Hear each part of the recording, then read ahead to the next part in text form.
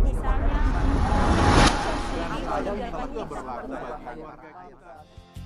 Shalom pemirsa dimanapun Anda berada, kembali kita bertemu pada program On Target.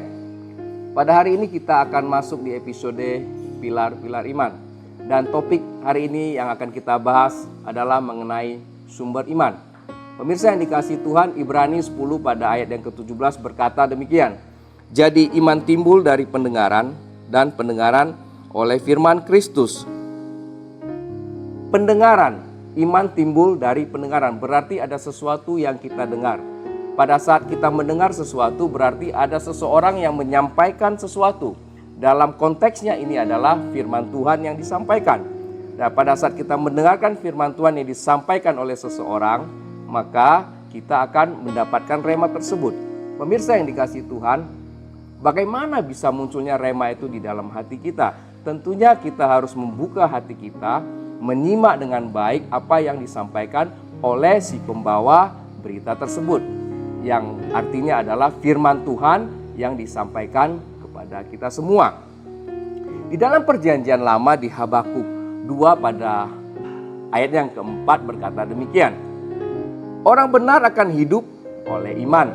Ternyata iman itu berkaitan erat dengan kehidupan orang benar.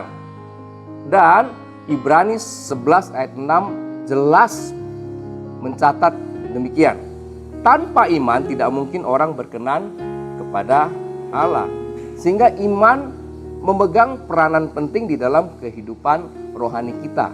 Di dalam kehidupan kita sehari-hari pada saat di muka bumi ini.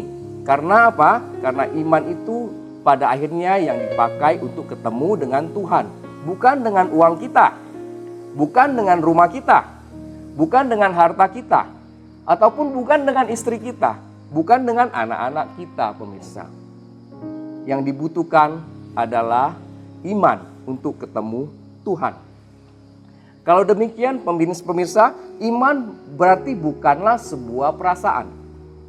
Karena perasaan itu bisa muncul juga dari dalam hati. Tetapi iman itu bisa timbul, bisa menjadi rema karena kita mendengar firman Tuhan. Oleh sebab itu, iman bukanlah suatu produk kehendak pribadi kita. Iman bukanlah suatu produk intelek kita. Contohnya begini, produk daripada kehendak. Kita berkehendak membeli sesuatu. Misalnya kita mau membeli rumah. Itu bukanlah iman yang diberikan oleh Tuhan. Tetapi itu adalah memang kita mempunyai keinginan secara manusia untuk membeli sesuatu. Karena ini hanyalah untuk kehidupan kita di dunia ini. Pemirsa yang dikasihi Tuhan, kita bisa melihat Alkitab mencatat ada bukti untuk menjelaskan bahwasanya iman itu memang benar berasal daripada Tuhan pada saat kita mendengarkan firman Tuhan. Efesus 2 pada ayat ke-8 berkata demikian. Sebab karena kasih karunia kamu diselamatkan oleh iman. Itu bukan hasil usahamu, tetapi pemberian daripada Allah. Ini jelas pemirsa. Oleh sebab itu iman bukanlah seperti sebuah bola yang dapat dipompa, kita mau bawa kemana dengan sesuka hati. Iman itu dipakai untuk hal-hal yang tidak ada hubungannya dengan hal-hal yang rohani. Memang agak sulit untuk menjelaskan dalam bahasa Indonesia antara juga iman dengan percaya. Tetapi apabila di dalam konteksnya bahasa Inggris itu lebih gampang dijelaskan. Karena konteksnya percaya adalah dalam bahasa Inggris saya mengatakan to believe. Tetapi kita tidak bisa mengatakan to faith kepada iman. Oleh sebab itu kata iman ini adalah merupakan sebuah kata benda, sedangkan kata percaya adalah kata kerja ataupun sebuah aksi yang akan dilakukan. Pemirsa yang dikasihi Tuhan, ada 3 buah contoh di dalam Alkitab yang terjadi pada saat Yesus melakukan pelayanan di muka bumi ini, yang menjelaskan bahwasanya iman itu adalah pemberian dari Tuhan.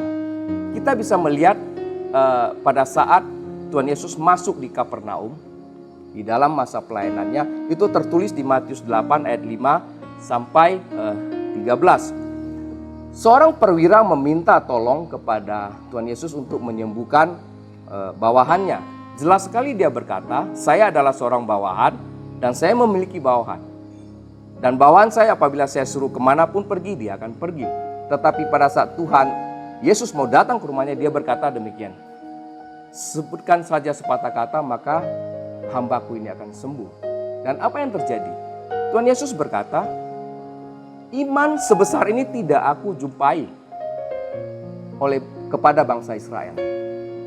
Dan mengapa seorang perwira Romawi ini bisa memiliki iman sebesar itu? Karena di ayat yang lain, perwira Romawi ini adalah seorang yang sangat murah hati. Dia membangun banyak sekali sinagog-sinagog yang diperlukan oleh ahli-ahli Taurat maupun orang-orang Farisi. Dan dia sudah sering mendengar mengenai Yesus Kristus. Oleh sebab itu imannya timbul karena dia mendengar firman-firman yang disampaikan oleh Yesus Kristus. Yang kedua adalah kita bisa perempuan yang pendarahan selama 12 tahun. Waktu dia menjamah jumbainya Tuhan Yesus, pendarahannya langsung berhenti. Dan apa yang terjadi? Yesus berkata, imanmu yang menyelamatkan kamu. Tetapi di Markus 5 pada ayat yang ke-27 jelas berkata, wanita ini sudah mendengar tentang Yesus sebelumnya. Sehingga imannya timbul, dia mencari Yesus, dia menjamah jumbainya. Kemudian dia menjadi sembuh. Yang ketiga adalah pada saat Tuhan Yesus menyembuhkan orang buta. Orang buta itu berkata demikian, hai anak Daud, sembuhkan saya. Dari mana orang buta ini bisa kenal Tuhan Yesus? Sama, orang buta ini menggunakan telinganya untuk mendengar firman Tuhan yang sudah disampaikan, membuka hatinya dan percaya bahwasanya Yesus itu adalah Tuhan yang dapat menyembuhkan. Pemirsa yang dikasihi Tuhan, dari ilustrasi ini semua bahwasanya kita bisa mengerti sumber iman itu adalah dari Tuhan, bukan dengan kehendak kita, bukan dengan keinginan kita. Dan dengan demikian iman juga berbeda dengan percaya. Iman sangat penting bagi kita sebagai alat untuk ketemu Tuhan. Dan mujizat terjadi bukan dari iman kita, tetapi iman yang sudah Tuhan berikan. Melalui apa? Melalui pemberitaan firman Tuhan yang kita sudah dengar. Pemirsa yang dikasihi Tuhan, demikianlah program kita pada hari ini. Sampai bertemu pada program berikutnya. Tuhan Yesus memberkati.